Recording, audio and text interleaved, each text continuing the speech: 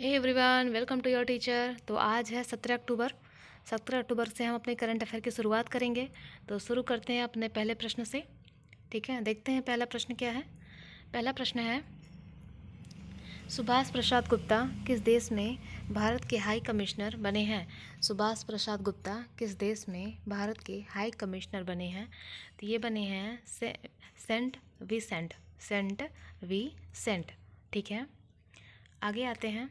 अगला है, अंतर संसदीय संघ IPU की 149वीं सभा कहाँ शुरू हुई है। अंतर संसदीय संघ IPU की 149वीं सभा कहाँ शुरू हुई है। तो ये हुई है जिनेवा में। कहाँ शुरू हुई है? जिनेवा में। ठीक है, आगे देखते हैं। आगे है, यूनिसेफ को स्वास्थ्य और पोषण सहायता प्रदान करने वाला तीसरा सबसे बड़ा आपूर्तिकर्ता देश कौन सा है। यूनिसेफ को स्वास्थ्य और पोषण सहायता प्रदान करने वाला तीसरा सबसे बड़ा आपूर्तिकर्ता देश कौन सा है। तो ये कौन सा देश है देख लेते हैं।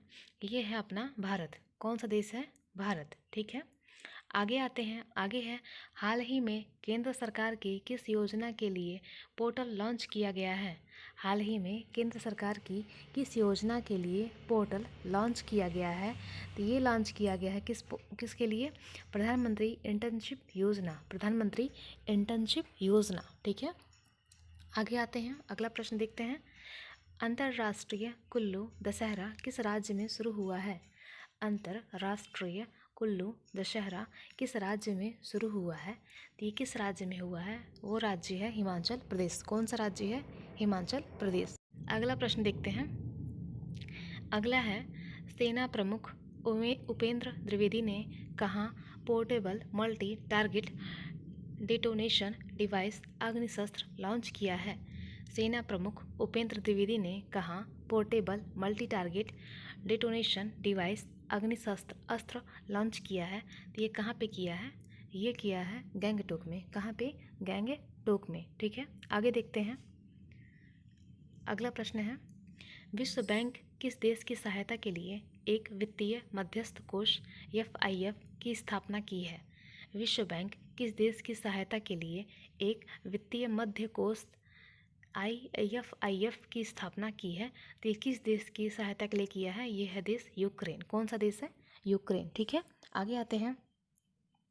अगला प्रश्न है, नीमा रेंजी शेरपा का संबंध किस देश से है जो 8000 मीटर से अधिक ऊंची सभी 14 चोटियों पर चढ़ने वाली सबसे कम उम्र के व्यक्ति बने हैं।